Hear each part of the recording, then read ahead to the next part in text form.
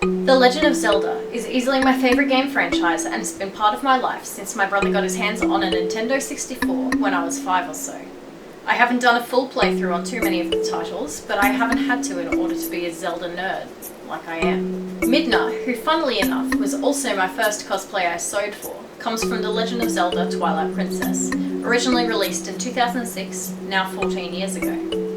She's always been one of my favourite companions of the franchise, thanks to her amazing character design, her sass and charm. I originally made her true form costume in April of 2017 and since then have worn her to multiple different conventions, always building and improving upon the original.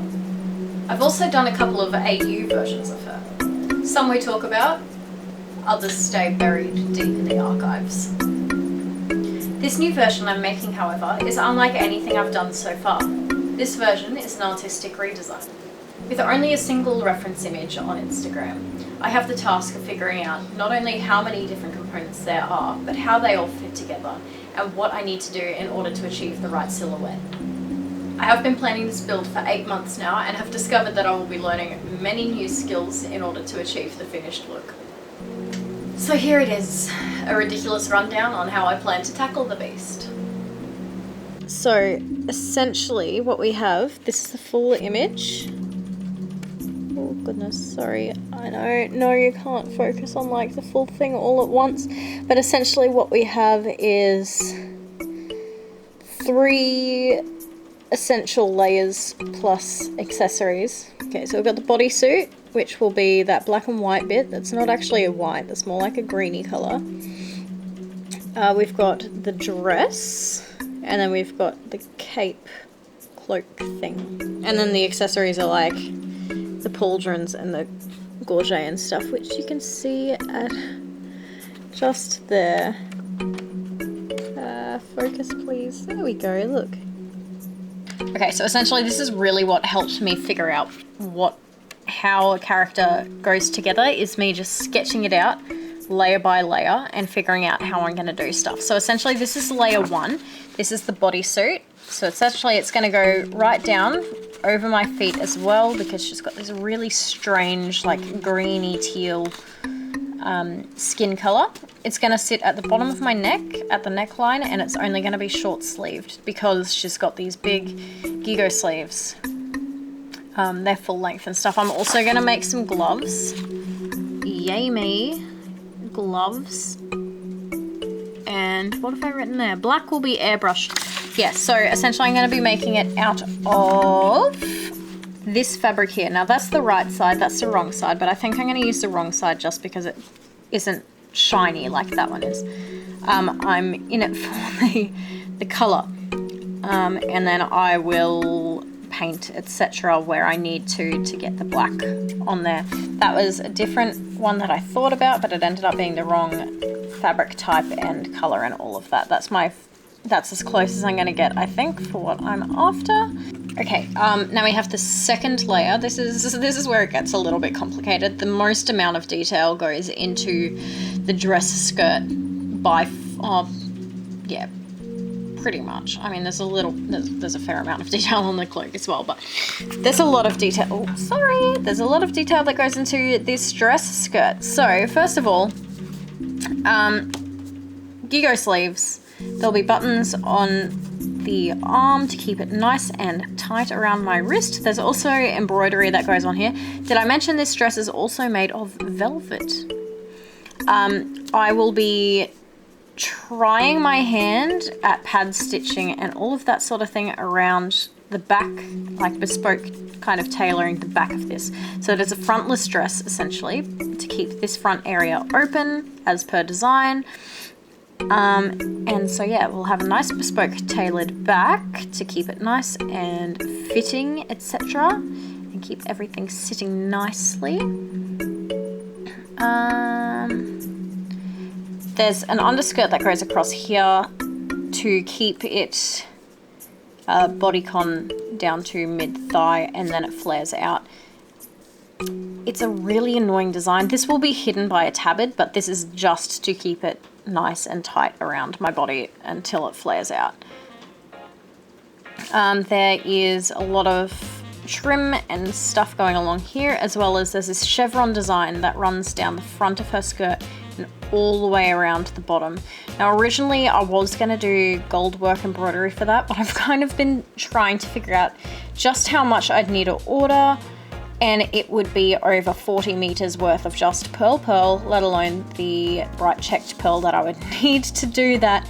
And since I'm ordering overseas and there's a pandemic going on at the moment, I'm not sure when I'd be able to get everything, whether I'd have enough, etc, etc, etc. So what I'm going to do in the end is I'm just going to do regular satin stitch embroidery on the chevrons. There's these little dragon guys that sit in the corners here. I will probably do a little bit more decorative on them.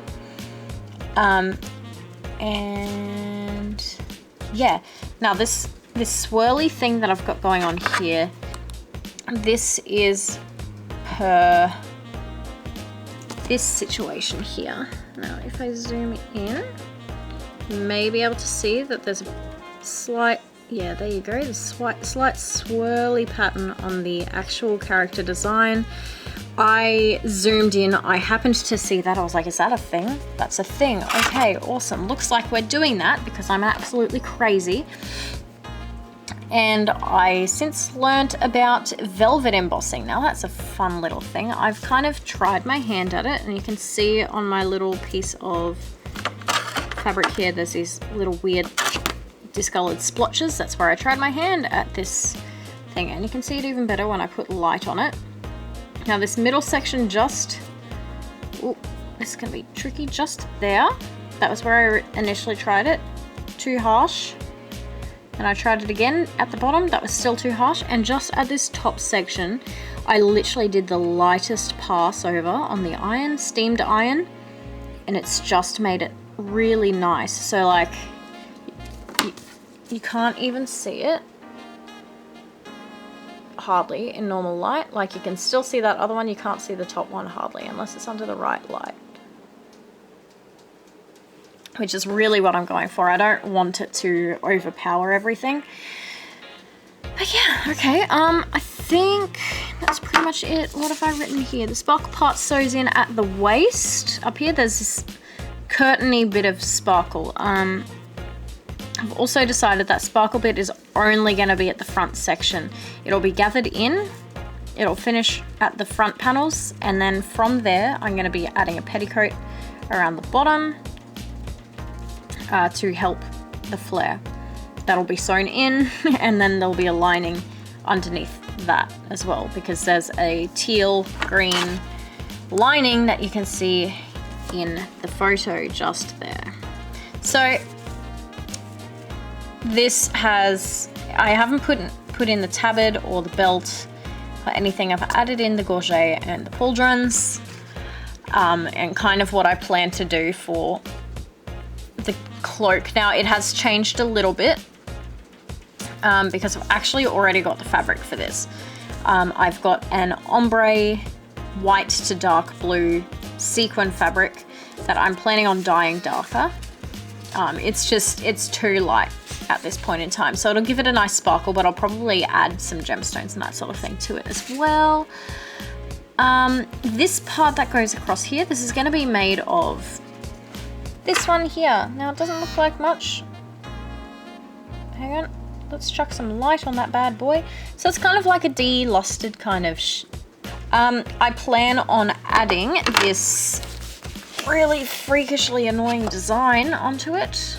There you go. So this design here, this is what I'm trying to add in. I'm probably going to template that and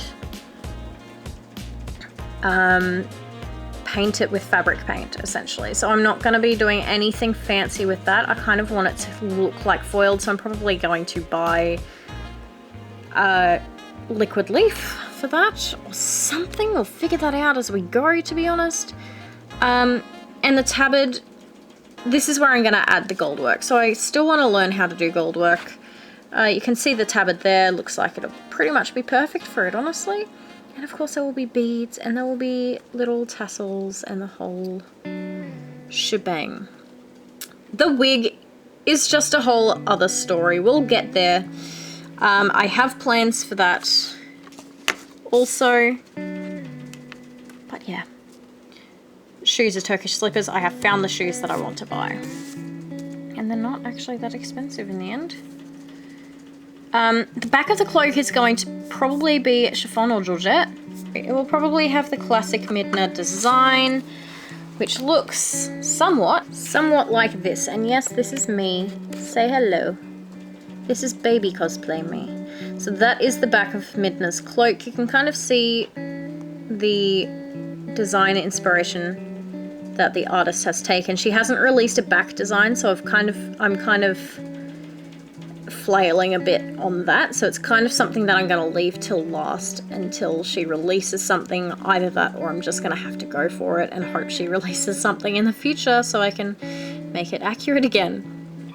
Pauldrons are going to be made from foam. The gorget, I hope that's how you pronounce it, will be leather and laced around the back. Now, she also has ankle cuffs, which will be made in the same way. What else? Belt's like a whole other situation. We'll figure that out as we go along. I haven't even thought about that, and I honestly keep forgetting it exists. But yeah, I think that's kind of it for the intro, really. Let's do this.